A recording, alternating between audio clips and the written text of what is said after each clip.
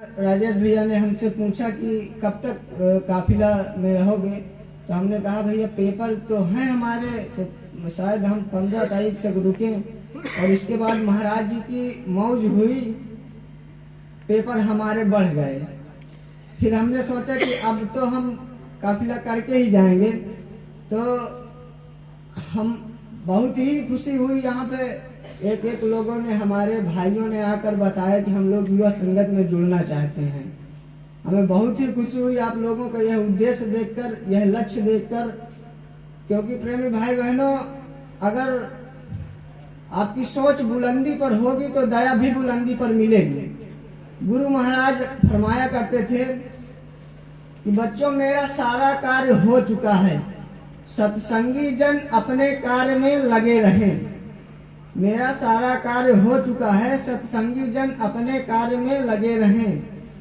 एक बार भगवान श्री कृष्ण ने अर्जुन से पूछा, हे अर्जुन, ये महाभारत होने जा रहा है और उठाओ बाण, बाण और धनुष से सारे योद्धाओं को मार दो।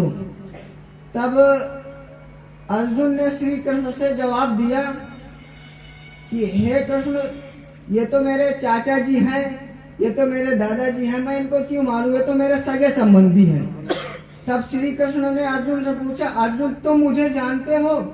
तो अर्जुन ने मुस्कुराकर जवाब दिया कि मैं तुम्हें बहुत भली भांति जानता हूँ, तुम तो मेरे रिश्तेदार हो।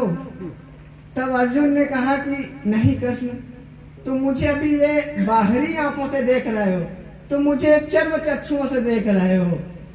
तब भगवान श्री कृष्ण ने अर्जुन को इशारा किया कि हे अर्जुन, इस जगह पर फलाती लगा के बैठ जाओ। तब अर्जुन बैठ गए और भगवान श्री कृष्ण ने अपनी योग शक्ति से थोड़ा सा इशारा कर दिया। तब इशारा कर दिया तो अर्जुन अंतर में क्या देख रहा है कि भगवान श्री कृष्ण का विराट रूप, भगवान श्री कृष्ण का विराट रूप। और महाभारत में एक एक योद्धा मरे पड़े हुए हैं, एक एक योद्धा मरे पड़े हुए हैं। तब अपनी योग दृष्टि हटा ली तो उसी अवस्था में अर्जुन आ गए। जब उसी अवस्था में आ गए तो अर्जुन भगवान श्री कृष्ण से बोले कि हे भगवान, मैं तो आपको समझ नहीं पाया, लेकिन अभी भी मुझे एक बात का डाउट है। तो बोले पूछो क्या डाउट है आपको?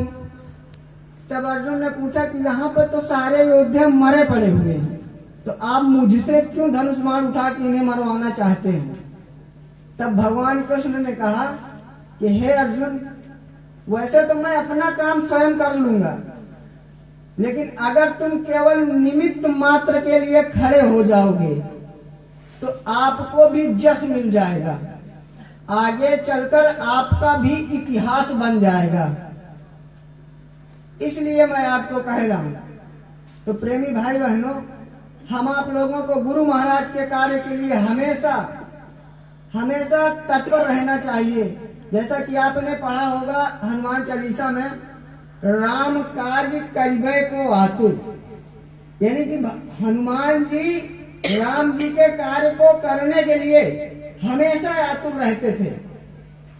कैसे मैं अपने स्वामी को प्रसन्न करूं, क्या मुझे करना पड़े कि मेरे स्वामी हमेशा मुझसे प्रसन्न रहें। एक बार माता सीता बैठे श्रृंगार कर रही थी। जब माता सीता बैठे श्रृंगार कर रही थी तो हनुमान जी आके सीता जी से पूछे। तो सीता जी, माताएं यहाँ पे सिंदूर लगाती हैं, तो सीता जी ने एक लंबी लकीर यहाँ पे खींचा। तो हनुमान जी ने पूछा कि माता ये कैसी लकीर है?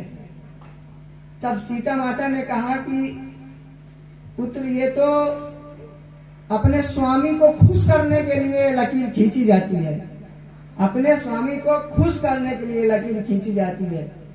तुरंत ही हनुमान जी ने पूरे शरीर पे सिंदूर लगा लिया। किस लिए? अपने स्वामी को खुश करने के लिए। तो हम आप लोगों को ऐसा हमेशा अपने गुरु महाराज के कार्य के प्रति तत्पर रहना चाहिए। कब मथुरा और खितौरा से आदेश आ जाए, प्रचार करना है या कोई भी सेवा का कार्य हो, हमेशा हम आपको तत्पर रहना चाहिए। क्योंकि ये कर्मों का देश है। यहाँ पे जब तक आप संत महापुरुषों के सत्संग में नहीं जाओगे तब तक इस माया मोह की दुनिया का जंजाल आप समझ नहीं पाओगे। सिर्फ संत महात्माओं के सत्संग में जाने से ही इस दुनिया का माया मोह ये कर्म देश को समझ पाओगे आप। आपको एक छोटा सा दृष्टांत बताऊंगा। एक बार एक राजा अपने 3 मंत्रियों को बुलाया और तीनों मंत्रियों को एक एक थैला देकर उनसे कहा जाओ बाग में और फल तोड़ के ले आओ। तीनों मंत्रियां चले गए अलग अलग बाग में फल तोड़ने के लिए। तो जब पहला मंत्री था तो उसने बहुत ही अच्छे अच्छे फल तोड़े।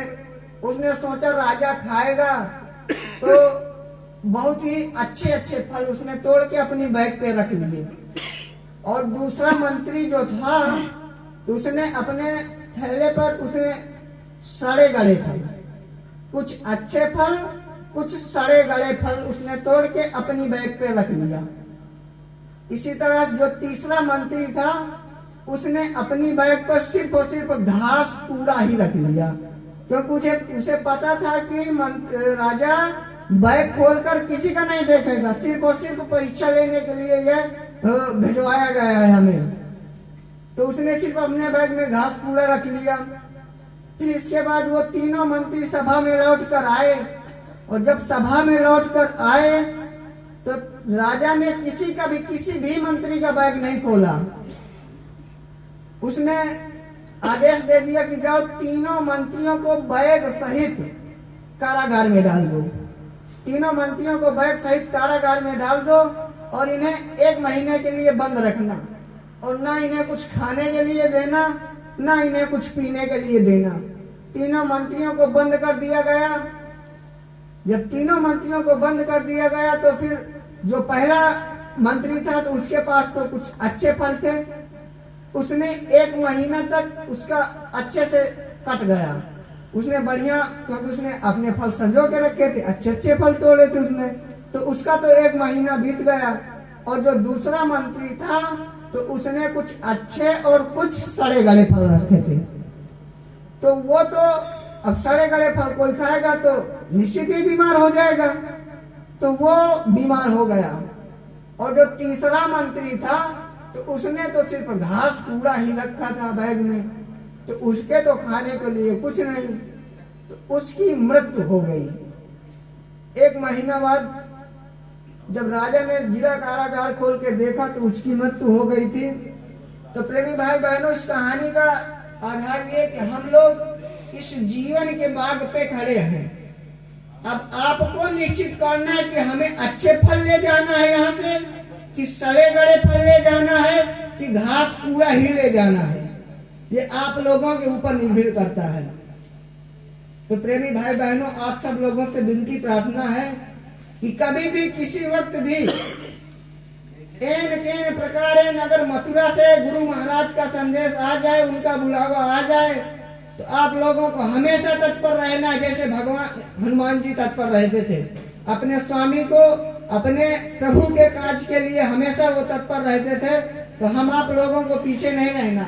और विशेष विनती नव युवकों से है कि आप लोग अपना संगठन मजबूत बनाएं, ज्यादा से ज्यादा बनाएं। आप लोग पीछे मत रहिए और बहनें भी इस कार्य में पीछे नहीं रहेंगी, क्योंकि देखा है आपने महारानी लक्ष्मीबाई ऐसी ऐसी वीर नारियां थी जो कभी भी पीछे नहीं रही। तो आप लोग अभी अपना संगठन मजबूत बनाइए, गुरु महाराज के कार्य में हमेशा तत्पर रहिए, इस संगठन को आगे बढ़ाइए। यही से हम अपनी वाणी को विराम दे रहे हैं। प्रेमी भाई बहनों, अगर हमारे कहने सुनने में अगर कोई गलती हो गई हो तो हमें आप अपना बच्चा समझकर, भाई समझकर माफ करिएगा। जय गुरुदेव।